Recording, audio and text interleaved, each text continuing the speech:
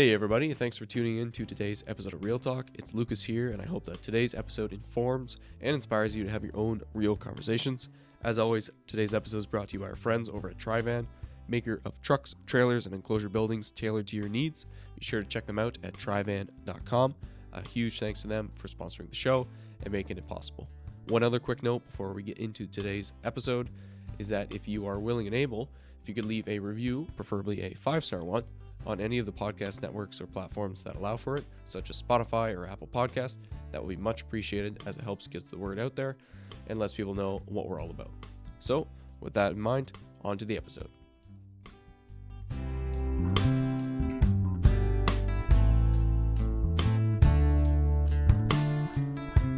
Hey everybody, welcome to a Real Talk Roundup. It's been a minute since we've done one of these, and today we're recapping the last three.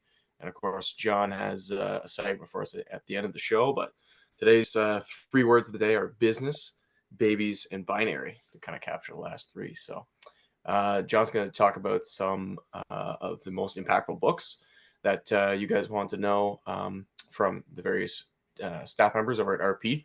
So himself, Mark, Jan, a few other, Marty, a few other fine folks there, all provided their most impactful books. So John's got a list of the top 10 that he wants to share at the end of the episode, so stay tuned for that. But in the meantime, you know what? Let's just check in. How's it going, John? What's going on in your life these days? Yeah, it's going good. We finished up the latest issue on how to marry younger. So, how's that for a provocative title? Especially when the editor got married at, I think I was 35. So, I feel like there was a parable about the something in the eye related to that. Yes. It's an issue I should send back in time or something, and maybe I could pick it up. But yeah, Alex wrote a piece.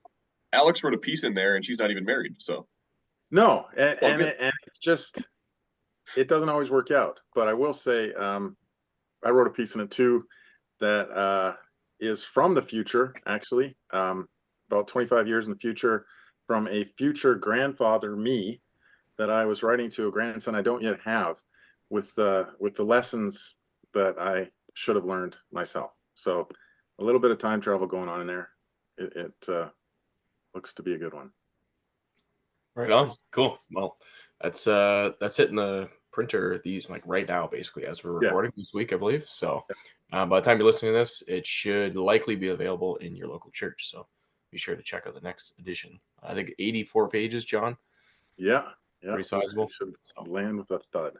Yes, it will land with a thud and stay on your coffee table, as Tyler likes to say. Any news out in Calgary, Tyler? What's going on there?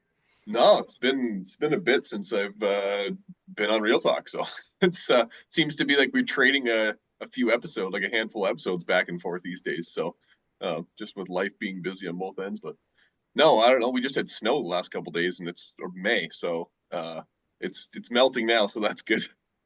Spring's arriving. About a month later than in Ontario, so but everything's good over here. Right on. Yeah, it's sunny skies, and I don't know, it's got to be over 20 degrees right now. So yeah, not not sad about that for sure. Okay, cool. So we're gonna get into the last three episodes here. So I think we'll start with the one that was the furthest in the past. So I did this one with Reverend Sam Andreades, who, by the way, just for a preview for listeners, we have an episode coming up in a few weeks with him again on a different topic on dating, which has been a topic that's been requested pretty heavily over the years. So we're finally actually tackling that. Him and his wife are coming on, and my wife and I are sitting down to chat with him about his book. So that should be a great combo. So stay tuned for that one. But in the meantime, I chatted with him. So the issue, it was about transgenderism, but it's not the same as other transgender episodes. So we've covered this issue in the past. I know we've had the ARPA guys on. We've multiple other guests have talked about this. But the point of this book and the point of the message he is trying to get across is how do we deal with this issue now that it is here and will be more and more present in our churches, both, obviously for kids of church families in certain situations, and then also for people who are coming back from it, detransitioning and whatnot, coming into the church life, looking for help and looking for salvation. Ultimately, how do we help these people along? How do we do that in a practical manner? How do we do that in a way that yeah, is loving but still firm, but helps them along in their journey back to the way God created them. So that's kind of my little preview on it. So if you haven't listened to it, feel free to go check it out. I think there's a lot of good value in that episode. I learned a lot from him. And I guess I'll go to John first on this one. What were your thoughts listening to that episode, John? Did you find it refreshing at all, or did you think, this is a little more the same old? Well, I think you guys touch on maybe the key issue is a vision of gender, because it's what's being washed over, the differences between male and female. We kind of have it being fought in the world over sports. So there's some differences recognized there. But off the pulpit, what is your pastor going to say about different gender roles? Like, what kind of preaching do you get from God's word as to setting out a vision for gender? I don't think that happens too much. I think our parents' generation, well, my parents, your grandparents, but our parents' generation might have just assumed a lot, and then we all started questioning it because the world was questioning it, and we discovered that there's nothing in the Bible that says that a woman has to know how to bake a pie, and a guy has to be off in an office building. That God doesn't prescribe it that way. So then people thought that there were no roles whatsoever. And as you, I think, said in that episode, some about, it rains in the world, it leaks in the church. I think we're still holding on to gender roles, but I almost wonder if some of it's more stereotype than biblical. But then what is the biblical? That's the question I'm still wrestling with myself as a dad of 3 girls. I feel like I'd have an easier time figuring that out for sons, but trying to figure out for my girls, what do I want to tell them is the differences between guys and girls? Yeah. Some of them are obvious, but yeah, you guys touched a bit on that, like not to default to the traditional necessarily gender roles as being the truth, and to go back to scripture to just to see what gender roles actually should be made of. And to be fair, I think there's definitely room from the old, I don't know what time period I'd be talking, but probably a few generations ago, where gender roles were very much siloed at, and stereotyped, basically where our stereotypes come from. But the one thing that I thought of, this brings to mind from the episode, was the conversation you guys had about painting your nails and stuff. And it was like, what your reaction is to seeing your kids do something like, or one of your boys, say, painting his nails, and like how you would react as a parent. And I think it kind of goes back to the discussion about gender roles. And yeah, I don't know, like, it's not, you say, like, the point is it's not wrong, but then on the other hand, it, like, because of where culture is, it almost is wrong. Like, it's like, I think, Lucas, you made this point. It was like, you're feeding into that, the cultural, the cultural movement, I guess. You're like helping it along by doing something like this. Even like unknowing. Yeah, like, what do you signal? Yeah. Like, what are you signaling, or what are you? I mean, I think if I recall correctly, the discussion came down to what is your intent ultimately. But if you're whatever, yeah, but I know that's where the discussion went, but I question whether or not that's where it should go, because it's similar to, like, so we had a hockey tournament, and I think, like, the story I heard was, so there was someone on the ice who his friend said, why don't you put rainbow tape on your stick? And so he was like, I think he lost a bet or something, so they had to do that. But he does it in a mocking way. But even playing on the other team in a Christian tournament, we weren't in on this joke. Like, we have no idea. And so now you have a guy out there who, in all accounts, from an outsider perspective, is skating around supporting the gay movement inside a Christian hockey tournament. It doesn't matter that it is a joke or ironic or sarcastic, whatever it is. It's the act of doing it that now plays into, like, how you get viewed. And so, like, a guy painting their nails, it almost doesn't matter why you're doing it, like, in my mind. So, like, I kind of went, like, you said the same thing, was like, you were on like his first reaction was like no. His second, option as a parent was like, yes, let's embrace everything. And the third option was like he was portraying as a Christian argument, which was like, let's find out why you're doing it and then discover like maybe we shouldn't do this. And I'm like, I think the first option saying no should come along with a conversation, but I don't think no is the wrong answer in some of these cases. Yeah, and I don't think he was saying you can't say no. No, Yeah, he wasn't.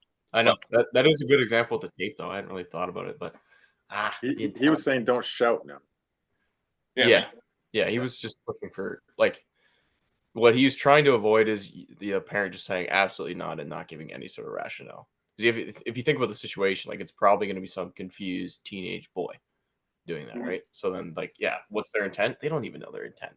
Like maybe it's to fit in, or maybe it's to be different, or whatever. Right? Like there's a lot of judgment call, or a lot of judgment in the call the parent has to make there. So maybe intent isn't the best strategy.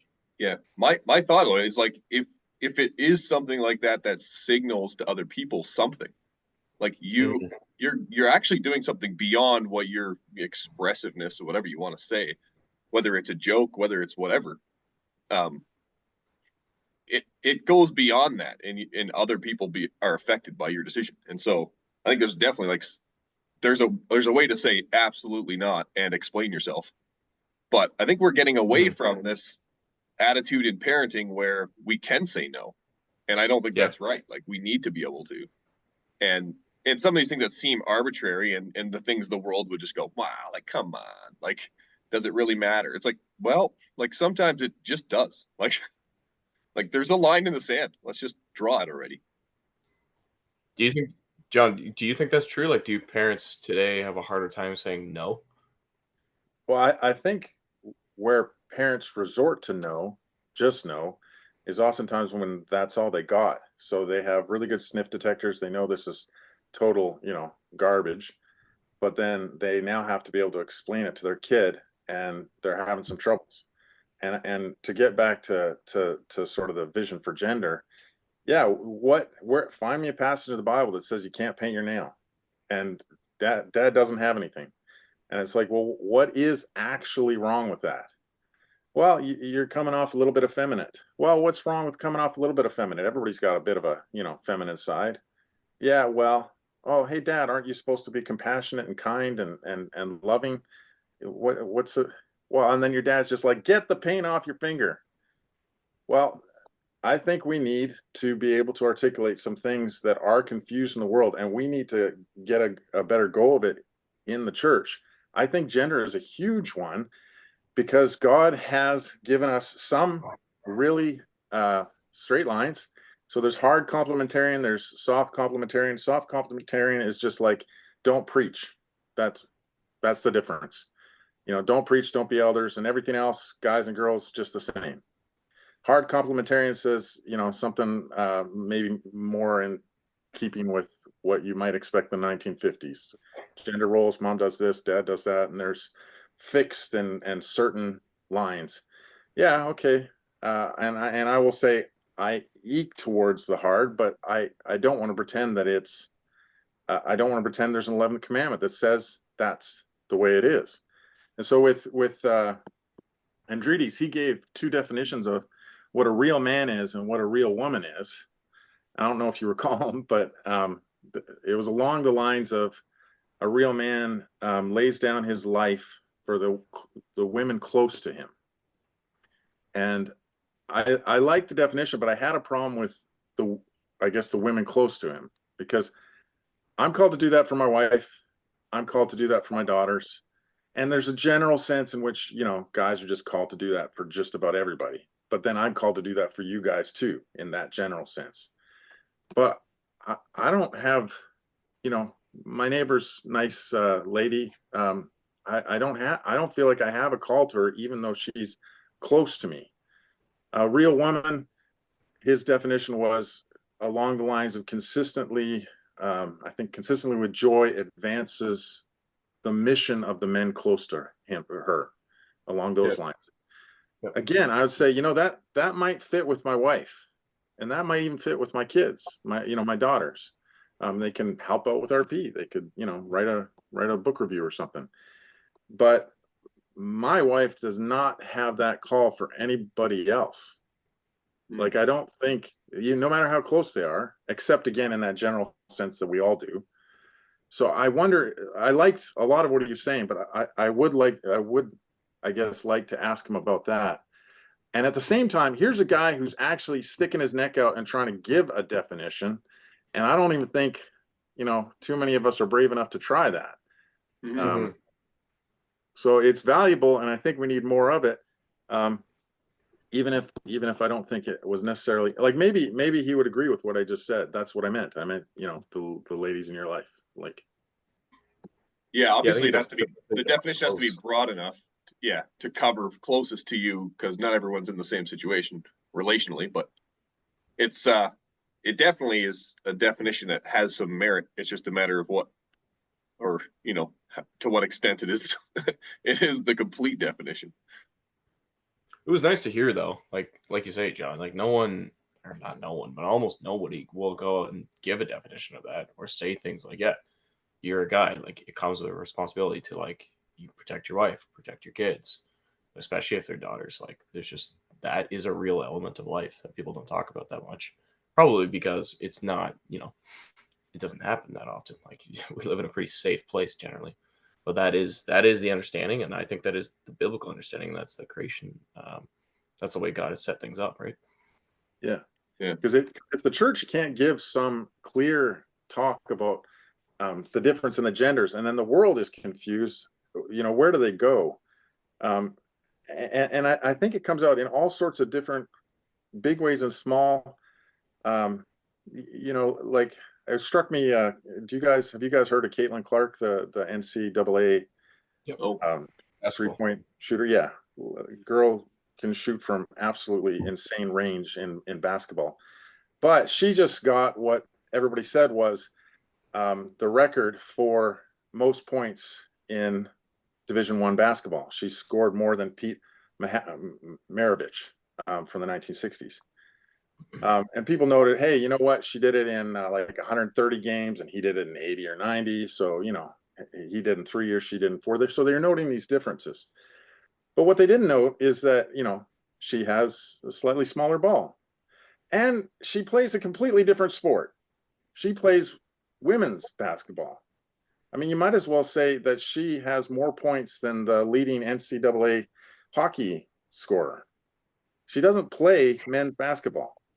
She did not pass him. They don't play this. They don't play. It's ridiculous. Like, I mean, I get why people do it, because they're both bouncing a ball on a same size court. It's not the same sport. And we have this weird thing where we're kind of making comparisons that just aren't comparisons. And the sports church world just needs something to talk about. That's what. Yeah, but I mean, did any Christian go, you know what? That they're different sports. No, they said they're different eras. But they're completely different sports. Guys and girls sports are different. They are. I agree with you on that, John, but just for fun, I'll play devil's advocate. Like, it's a woman playing a woman's game, which is like the fundamentals of the game are the same in both sports. Like it's a bit slightly disingenuous to compare it to NCAA hockey. Like it is, that's completely different, right? So I like to compare. You can't say really that she beat the record. Like, I wouldn't agree with that, because it's just men and women. It's two different things. But at least it's women's basketball in a women's basketball setting and men's basketball in a men's basketball setting. You know what I'm saying? Right. But I guess the thing is, I've scored more points than, the leading Antarctica, basketball league. I've never played in it, but, I have more points than anybody there. It's just, I'm not part of that. And she wasn't part of men's basketball. So it's, you can see the visual comparisons, but I guess where I'm just going with it is we overlook these differences, and that's how you got men into women's sports. That's how you got these transgender folk pretending that they could just segue right in. It's like, no, it's not. There are fundamental differences, most obvious in the physical ways, and then it's our joy and our one of the blessings of getting married is I grew up with two brothers, a wonderful mom, but at the same time not a lot of exposure to the gentler sex. And then I kind of grew up thinking we were all the same. Then you get married and you get 3 daughters and you realize, wow. Now, I still can't put a thumb on it. I wouldn't do well with making up my own definition, but there are some real differences. And we would do well to be exploring those without being really fearful about, offense and all that. I think one of the things he said too was stereotypes versus archetypes, right? Yeah. Let's not pretend that the Bible says, this 100-point list about what a woman should be doing. God decided not to do that.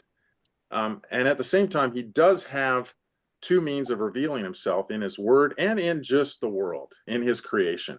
And we do learn a lot from our interaction. He also talked about how gender is something you explore through relationship. Yeah, we do learn something from interacting with the other gender. Yeah, For sure. This actually ties really. Oh, go ahead, Ty. Oh, sorry. You ruined my segment. You want to transition this thing? One other thing I was thinking about with this episode. I don't know. I kind of wanted your guys' opinion on it because the reaction to he mentioned one way to help people who detransition, although it might be a bit different for people in our churches who are struggling with this, was the bathroom thing in your church to like have a bathroom. It doesn't cause this whole argument that we're having in the culture. Like we have men's and women's. Let's just like accommodate. Yeah, even use the word accommodate, which already rubbed me wrong. But then I wonder, like,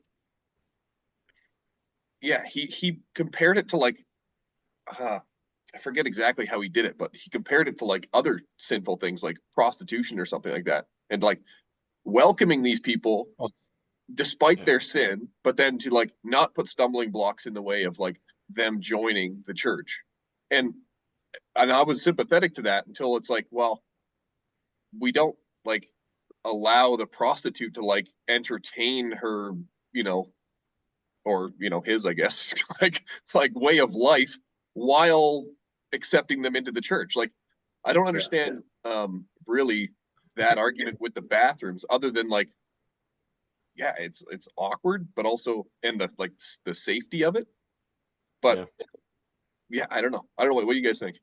I thought he used the example, I think if I remember correctly, of like someone who goes to prison for child sex crimes or whatever, but like they repent, they come back, whatever. So like, yeah, you're gonna let them in the church. Are you gonna leave them unsupervised near a child? No, but like, yeah, you're gonna welcome them back in, and over time, I'm sure some level of trust gets built back up, but you have to be responsible about that. So I don't know. Accommodate. I get where you're going on that, and it might rub you the wrong way. That's fair, but I think you can do it in such a way that's respectful, but still, yeah, it's like kind of the trust but verify. Like we believe that you are sincere and you're coming back, but also, yeah, we're probably gonna like post up around the washroom and make sure nothing's going on, sort of thing. Yeah, there's accommodate, and he's envisioning a future that maybe I'm not seeing hit us quite so forcefully. But if you're in a big city with your church in the mix there, yeah, you're going to have a lot of people coming in confused and troubled. And yeah, I don't know that this word I'd want him to say if we are doing like a Christian Reform podcast where it's like accommodate.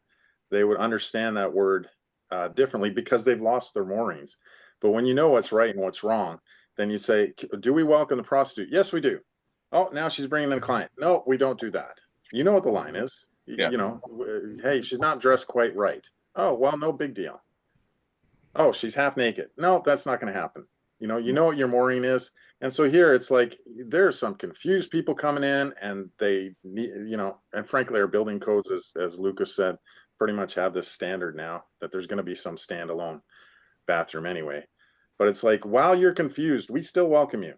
And we don't think that there's, that you can become the other. And there's we got to watch either way. Yeah. Yeah. Okay, cool. Well, Let's transition into because this whole topic of gender relates very closely to, I think, Mark's chat on, or Mark's interview he did with me, I guess, on Be Fruitful and Multiply. But yeah, I think well, is that a stretch to say, John? Like if we if we lose our way on gender, um, probably a couple things. Maybe one, it takes longer to get married and to know what it means to be married and to find a person of the opposite sex, and then two, I suppose, yeah, if you settling first of all into your role as a husband and wife, and then secondly as father and mother too. There's you need to get the gender right before you move forward. So is that a fair comparison? Do you think the roots of it are in that movement to a degree, John? Well, what does it mean to be a man? Yeah. Well, I can crush people in my hockey pool. I can. I got my cat here. I'm strong. I can. Where are your stereotypes for manhood coming from? And if they're confused, then maybe you're finding your sense of identity and just all sorts of other things.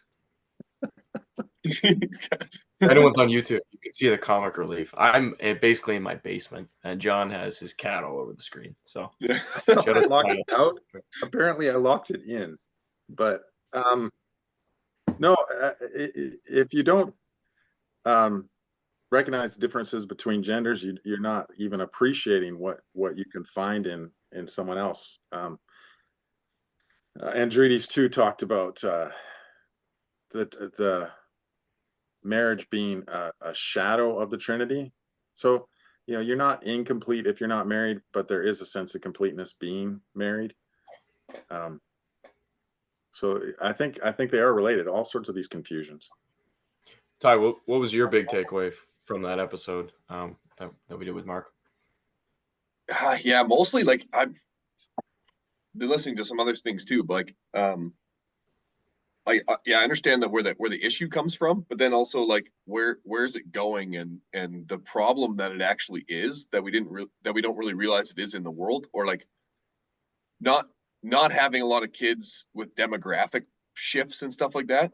I I'm forever surprised at the statistics behind that, and like Mark brought those to light like fairly recently, and yeah, you start considering where our culture might go based on those statistics. Even I know it's kind of something that's been beat to death, but if you start really thinking about it, and yeah, there have been some interesting interviews lately. I saw actually when I was doing that research for way back, probably months ago, when I did the interview with Vanderclay. He actually covered a few videos of people talking about this, and um, just the impact that changing demographics based on people not having kids like can have, and how quickly over a few generations, which we don't like to think about because it's like generations whatever, that's beyond me because it's just one, but um how quickly that impacts literally everything, like your whole culture, your whole country. um you raise up a generation that, yeah, and I think we see that like even in our churches, like every generation is a different kind of, I don't know, feel, or like has a bit of a different outlook on things. How quickly those things move, and all of a sudden, 3 generations from now, you're smaller and you have different issues because, yeah, because you're just not having kids. So yeah, I mean, there's definitely some other stuff in there about like just to reflect on personally in your like in your family, and how you view kids and how you view that, in relation to your family dynamic. But yeah, that kind of struck me. Yeah, I thought it was a good. Well, I like Mark's very balanced and scriptural and in his approach and measured, but also I was talking about this with Elle, like my wife, last night too. Like you just sometimes the Bible, you teaching of the Bible hit you, and you're like, oh, I don't know if I like that, but it's probably true. Huh. And I think this is one of those topics where you're like, yeah, if you're being faithful, I think you have to carefully consider it one child at a time, and search your heart to make sure you're not doing, not having a kid. I guess not having a kid for a selfish reason. and instead looking to be faithful in your life. And of course, there's lots of factors in that, and I'm by no means making some sort of blanket statement, but generally, as we see where the trends are at, people are having less kids. They should be having more kids. They can have more kids in most cases, and I think we need to say that more. So we got some good feedback on this too. I think for some people who felt that way, because yeah, I think a lot of people are just picking a number, and that was kind of my mentality even coming into marriage. I'm like, oh yeah, like I think this would be a nice number, whatever. But then the further along I get, and I'm not far, but you just think, oh, I guess we just see how it goes, because you just don't know how life happens. You're further And along in the number of kids than you are in number of years married, so that's well, yeah, it been great wasn't so the far. plan. It wasn't the plan, like I said in the episode, but things happen, and things happen for a reason too. And it's, yeah, so we got our second on the way shortly. So hopefully next time we do a roundup, we'll have an announcement in that regard. But yeah, I don't know. Am I out to lunch, John? Am I saying silly things out of youthful naivete, Yeah. or am I on the mark here to a degree? No, I talked to Mark and I said, wouldn't it be cool if, the world is pulling us in this direction, and instead of your reasonable and balanced approach, Mark, what I'd like you to do is just be crazy and tell everybody they have to have 14 kids, so they'll all get pulled off in the right direction. And I shouldn't even say 14 is crazy, because 14 could be awesome, but I wanted him to say that we should all have that, so that people start going, oh, 6 kids, 8 kids, 10 kids. Yeah, that could be a thing. There is a lady in our congregation who had, I actually don't know how many kids herself. I'm kind of imagining 7 or 8, but she has 100 grandchildren, 100 grandchildren and great grandchildren, well beyond that actually at this point. And what a blessing! Like, she's a lovely lady. She never has a birthday party not to go to. It is a wonderful thing, and she is able to see it through the generations. Um, so one of the things that struck me with that episode was, another topic that we don't talk much about is just the contraceptive mentality. There's easy points to hit on. Don't use a contraceptive that might cause abortions. Okay, that's kind of a little bit more in the black and white side. But things changed in the 1960s, as Mark noted, that now you could divorce procreation from sex completely. And we know that the implications of that for the world were really horrible. Right now, you just don't have marriage. It breaks everything down. Well, what are the implications for the church? Maybe it didn't break marriage down as much, but now we can decide exactly how many kids we're going to have, give or take. Okay, does that mean that we just reject that because of where it came from? I'm not going to go that far, but I am going to say that should at least be a reasonable thought. Like, it should be a thought that you have, that you question. Hey, this had absolutely wicked ramifications in the world. Should I be using this? Now, the answer can be yes. It could be yes, but it shouldn't be unexamined. And I think now we've just got the assumption, yeah, you know what? I decide how many kids I'm going to have. Yeah. Now, I will say that there are many reasons that it can be a blessing to be able to decide that. The mother's just not able to deal with another pregnancy, all sorts of things. So I want to clarify what I'm trying to say. I'm just saying the default. Now you're taking that middle road. Well, I'm saying 10 kids should not be a crazy thought. When I said 14, like, I think I know somebody who had 14 kids, and it's a wonderful family. So I don't want to say that's crazy. It's on the higher end. It's on the higher end. But yeah, what a mighty force. What could God work with that kind of a family? Yeah. Mm-hmm. I do wonder, like, part of it's obviously cultural, like you described from the 1960s, the changing, just the changing culture, but then also our changing attitudes on gender roles, like we just talked about before. And then just the idea of the culture's pushed on, like, having a fulfilled life in a sense is X and Y and isn't. And we've obviously I think we've fallen prey to that a little bit. Like Lucas said in that episode, was like, when it rains out in the world, it drips in the church. It's like the same thing. It's like you might not think that, but you kind of act it out a little bit. And so, like, yeah, it would be interesting to see people, like, I don't know of anyone I don't know. It's hard to say, but like in my generation, I don't know that anyone has ever expressed to me the possibility of having even more than maybe 5 or 6 kids, maybe 7, and that would be like crazy. Like you're the crazy one. But that's, yeah, I don't know. I wonder though how much of it is a cultural thing and how much of it is a part of our circumstances, like economically, politically. Are we in a spot now as young people that we feel like the minority in the culture, and so we just, and I think the Muslims would probably tackle that by having more kids, but seems like we are like maybe shrink back a bit, or yeah, I don't know. Like economically, it's like, yeah, it's tough to, you got to basically go buy $1.5 million house to, like, that's how we feel about it. Is that the reality? Probably not. If you talk to somebody who's like your great grandfather, they probably had 12 kids in a 3-bedroom house, and it was fine. Right. And maybe we got to get back to that, because it's just something I think there's other barriers here too. Yeah, I think my dad eventually did get his grade 12, but he wasn't working.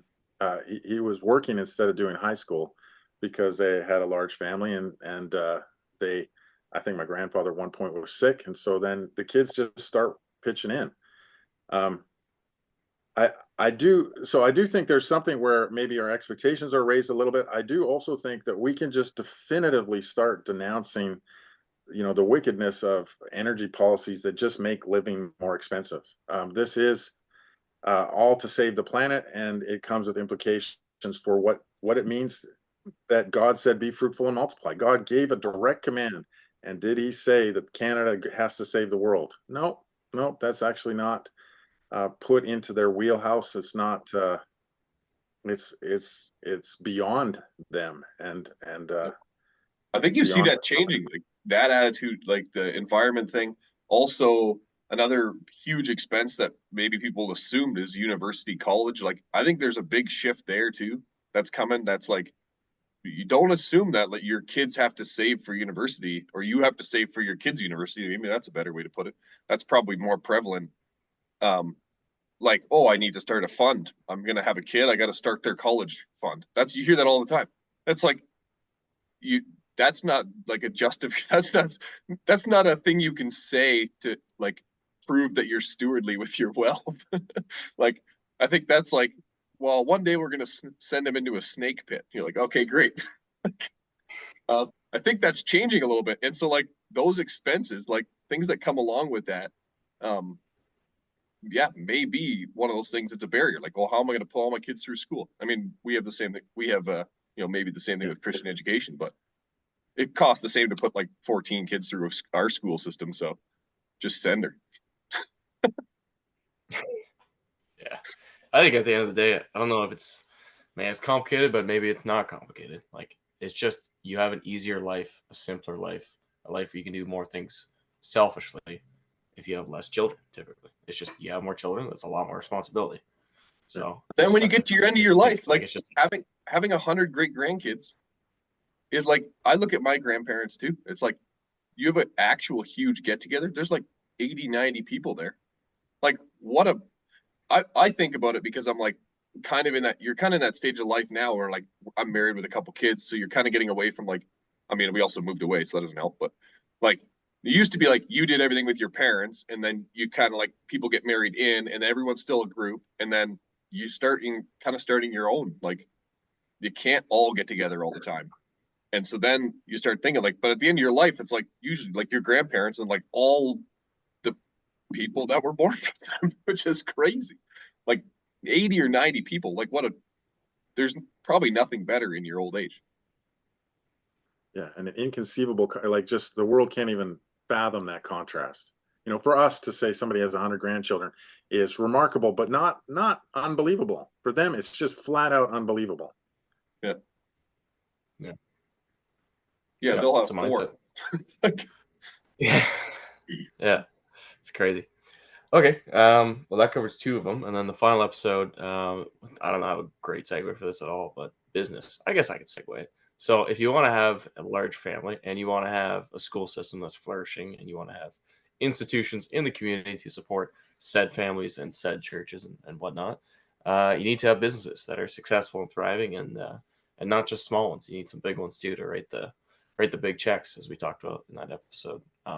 So I just recently re-listened to this. I hate listening to myself, but I forced myself to do it, and it was great because the guys did most of the talking and had all the wisdom. So I thought it was I really enjoyed it. People seemed to like it doing it live, which was pretty fun. That was a nice little experiment. So I think we are definitely willing to do more of that in the future. So stay tuned for announcements down the road on that. We have nothing for sure, but Our we podcast would tour. certainly like to podcast tour. Yeah, real talk tour. Yeah, honestly, let us know. Drop a comment on social media or YouTube, or send us an email. Let us know if that's something you'd come out to if it was fairly local. Um, but yeah, anyways, enough of me chattering. I'll go to Ty first on this one, then we'll go back to John. What did you think about this episode? And yeah, what did you think about it? Yeah, I liked it. I mean, I lo- I liked it. It was live, but you couldn't really tell much. You shared some laughter. I think we should put like a laugh track in there for every joke that was made. But there was Yeah, it there was was good. more than you would think. Like I loved, first off, like format wise, I liked how you didn't ask the same guy the same question around the table. It was kind of like built off itself. Like I thought it was really well done that way. And the guys were the guests were great. Jake and Brad and Aaron. Um, they yeah, and obviously they have a ton to teach, and they were being pretty humble about it. Like they probably could. Yeah, I think if the second hour they probably would have got a little more comfortable, not bragging about themselves, but really like saying what they learned. So, but it was, yeah, we chatted about this episode quite a bit because we were throwing this idea of the live thing around, and obviously being in business, Lucas and I. So, um, just talking about entrepreneurship and what it means to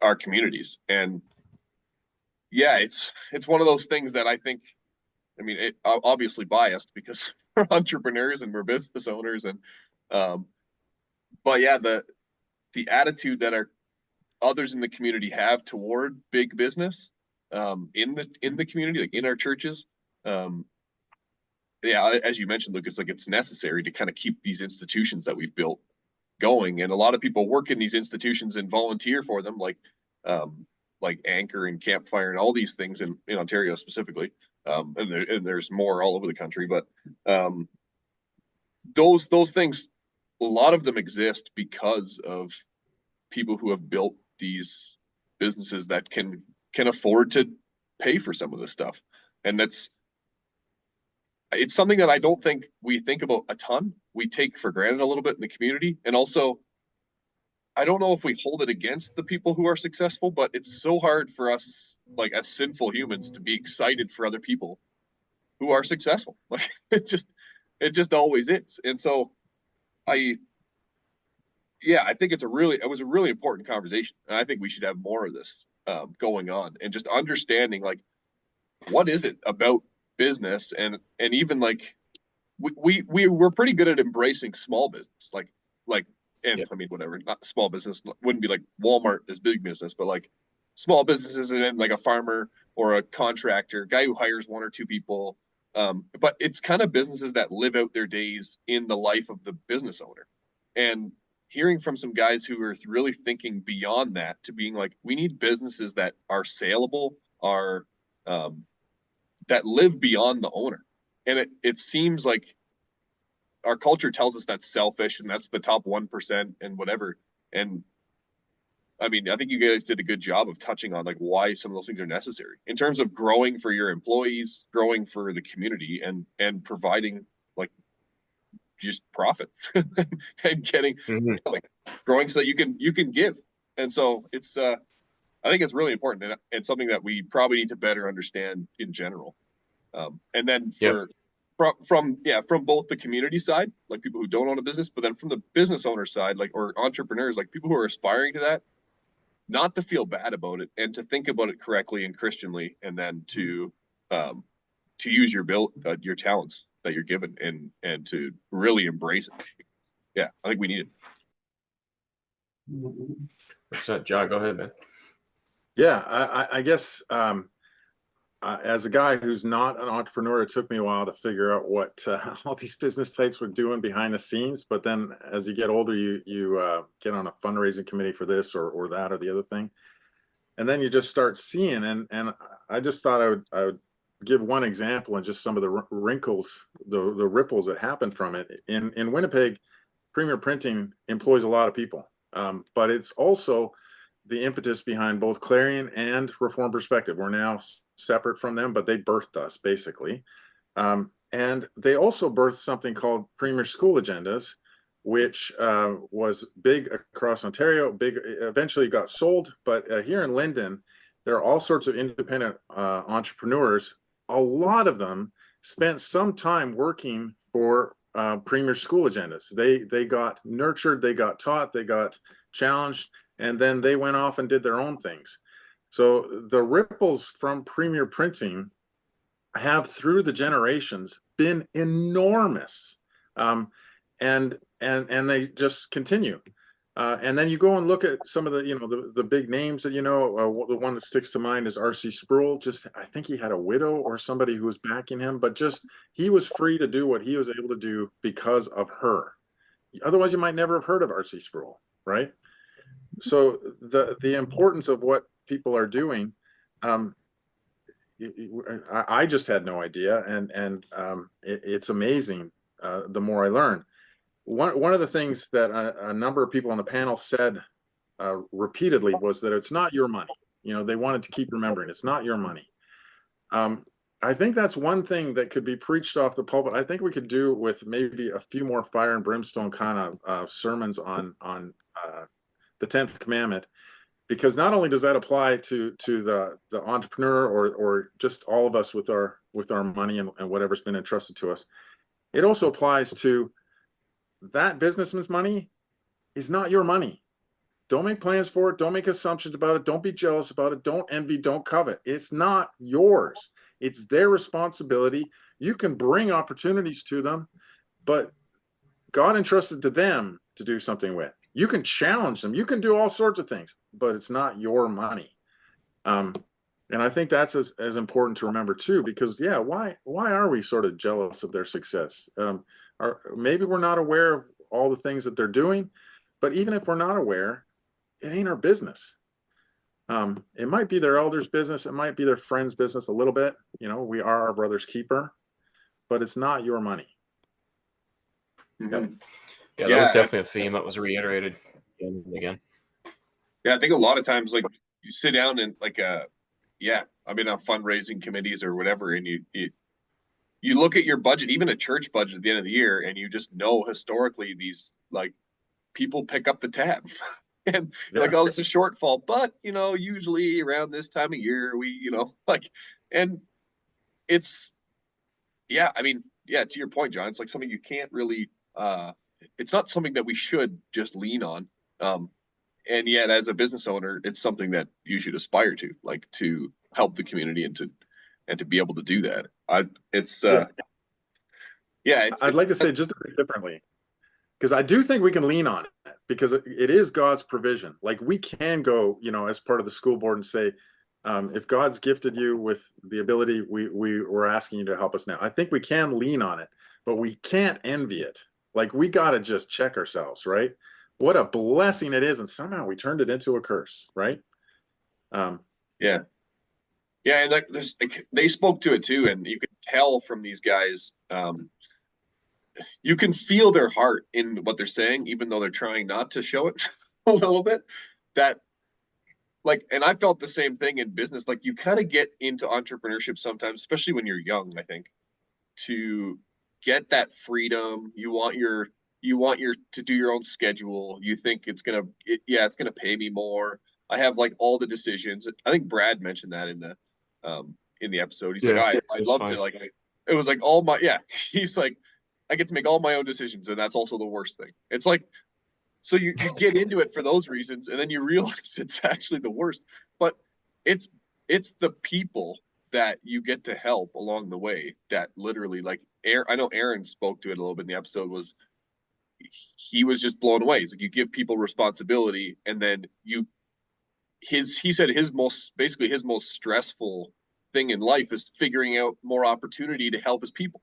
And like, it's the most rewarding thing. And also, like, being able to have people from the church come alongside you as an entrepreneur, like, to grow the business and to, like, make it something that's kind of beyond all the individuals that are a part of it is huge. It's the best part of doing business. And I think that these guys who run big businesses have that, and they obviously appreciate all their people, but it's not really about the money. Like, and you could tell these guys, like, they live that it's not your money mindset, which is really cool. It's good to see, and like, it's just good to have that example. And I mean, they mentioned reading books and stuff about that too, and just learning to live that out. Yeah, I think the one that Aaron mentioned was Gary Miller, I believe. It's not. I think it's called "It's Not Your Business." So and Randy Alcord is a treasure principal. Yeah, not Randy Mulder, the local real estate agent. That shows a funny slip of the tongue. But yeah, it was my main question going into that was the one you could probably tell in the episode. I kept hammering them on, like, the when is enough enough? Like, how do you guys think about growth, sort of thing? But I probably should have just, like, read the Bible, because, like, the parable of the talents is basically the answer to that. It's like, if you have the ability, keep growing, and you'll find out if you don't, if you hit a certain plateau. And even if you hit that plateau, probably you just need more knowledge and you talk to someone else. Then either you add someone to your team if that makes sense, or they also said that doesn't always make sense, and you have to think about other solutions. And sometimes you will just hit a plateau, and then it's about providing opportunities inside or maybe outside the business. Who knows? Or doing a spin-off business like Bruce and Brad do. So yeah, but they talked about that, like, hitting your head on the ceiling kind of thing. But I also think you hit it kind of like, I mean, business mentors or coaches and stuff like that, even from the world, will talk about, like, having friends who support you to a certain level of success. And then once you kind of get past that, they're not really all that helpful anymore. Not just in, like, teaching you or helping you, but also in, like, they're not proud of you anymore, because you kind of get too big for them to wrap their head around. And I find, like, the ability to grow is something that's, or the grow, like, always growing kind of mindset that a lot of entrepreneurs have, is something that's hard for people who don't run businesses to understand or accept even. And that's, I think, where a lot of this tension, like, in our churches can stem from. It's like, well, like, can't we just be happy with what we have? Like, you're supporting well. Like, why would you take all this risk in your business to, and it's something that it's hard to really bring someone who's not kind of on that ride with you along with, like, and I know people like entrepreneurs who even struggle with that in their marriages, like, trying to be like, okay, well, can't we just, like, but it's like, one, like, usually the guy has, like, a, this is where I'm going to go, and, like, I want to just headlong into things, and their wife's more like, well, can we just get to a point where we're happy and it's good, and then we can just move on and just live comfortably. But yeah, I think it's just a hard thing to help people along with, and but I do think it's important. Yeah, God gives us principles, but not a step by, paint by number kind of thing. But I guess just you can't leave. I was just saying, you can't leave your family behind like you do, and expand your business. You can't leave your other responsibilities behind too. So that would be one check on how fast are you going to grow. Yeah, which Jake actually did mention too. To be fair, that was definitely, you got to balance those pressure points as you grow. Man, I think it's been a while since we've done a roundup, because this has been going on long. We should probably try to keep it under an hour. I don't know if we're going to be able to do that. So, John, are you up for a speed recommendation? A little speed top 10 most impactful. All right. Yes, I'll go quick. We have a new column in RP called Ask RP, because answers are sort of easy to come by. Oftentimes you can find somebody, but good questions are harder to come by. So we're really hoping that people will send us their questions, and then we'll do our best to find somebody to give them an answer. And we started things off just to give an example of what we're trying to do with our own question. We asked the five, sort of the editorial staff here, what are 5 of the most impactful books you've read outside of the Bible? And I picked ones from everybody here that I kind of know a little bit. So this isn't everybody's top one, but I'll just go one by one. So Jan Borsma, she is our copy editor, and yeah, maybe I won't do intros for everybody, but wonderful lady. Copy editor. Go. So she had one of her top 5 was Mom Enough. It's a collection of blog posts on mom's life, parenting, and one thing that's really cool about it, well, there's a lot of good things in it, but it's also free. You can download the ebook at desiringgod.org, and Mom Enough, it's a great book. I've read it too.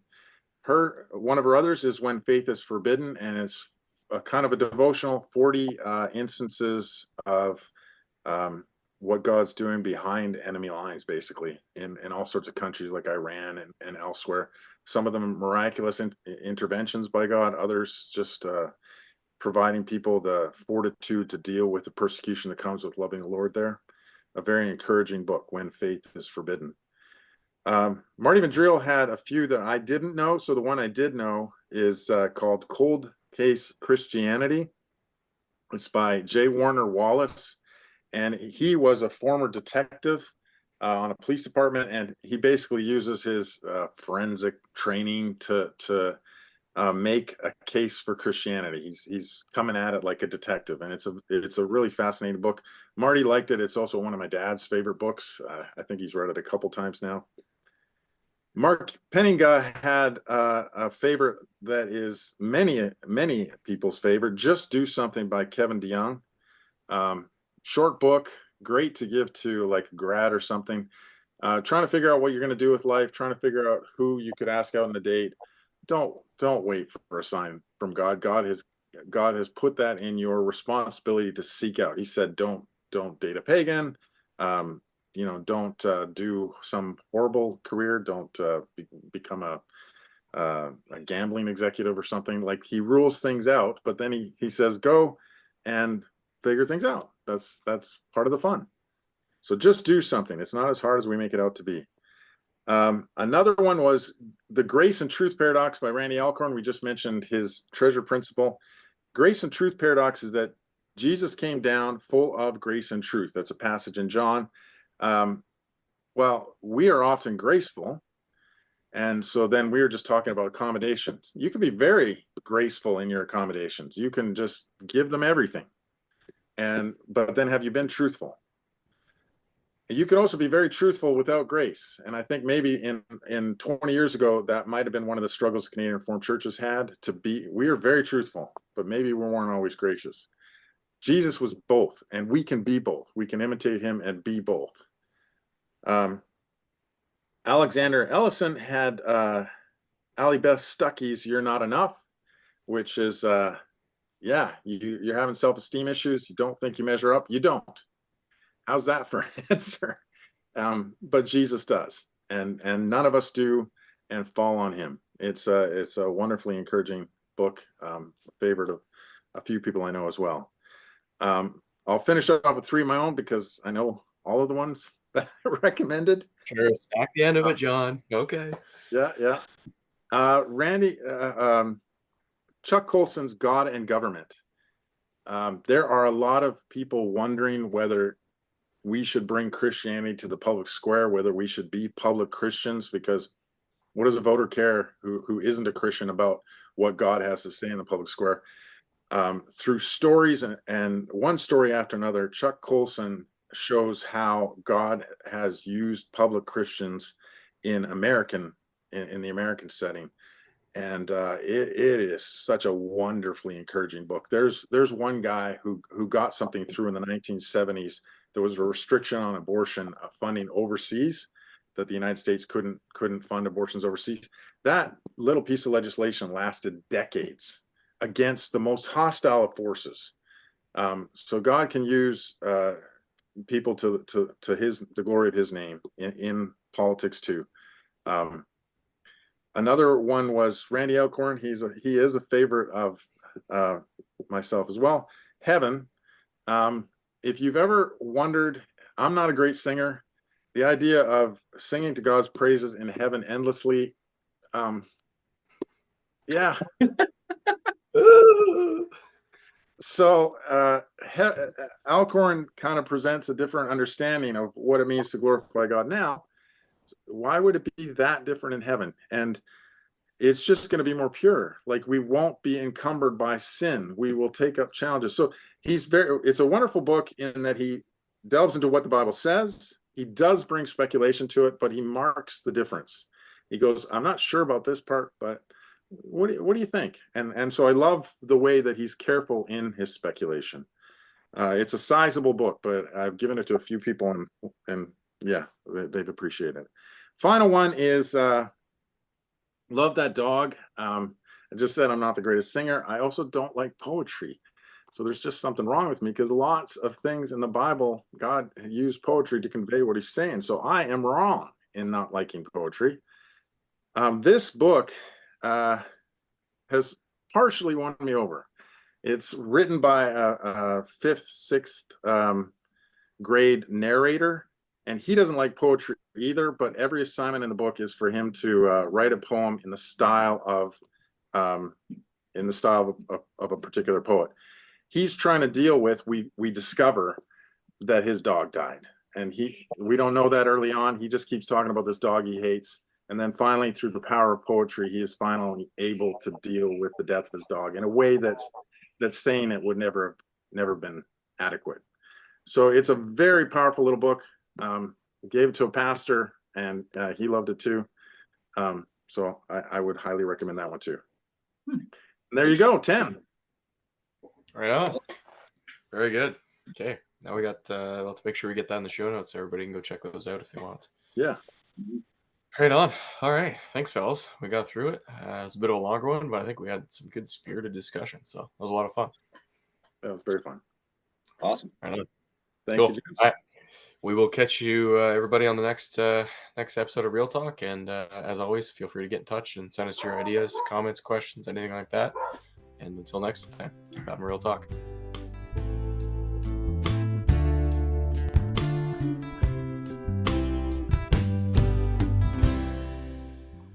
Thanks for tuning in to this episode of Real Talk. We really appreciate you taking the time to listen or watch the show.